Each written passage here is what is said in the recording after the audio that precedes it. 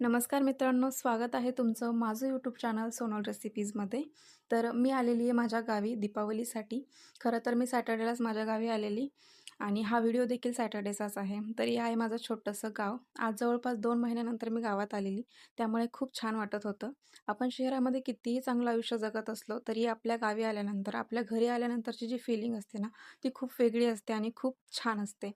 तर हे आहे माझं छोटंसं घर. 2च रूम आहे आणि छोटंसं असं माझं घर आहे, छोटासा परिवार आहे.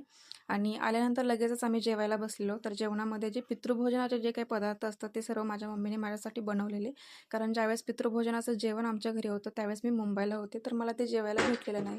त्यामुळे मम्मीने ते सॅटर्डेला माझ्यासाठी बनवलेलं. त्यामध्ये खीर, चपाती, डाळ, भात, वडी, रशी, कढी असे सर्व पदार्थ माझ्या मम्मीने माझ्यासाठी बनवलेले. तर हा माझा सोनल रेसिपी यूट्यूब चॅनलवरला पहिला व्लॉग आहे.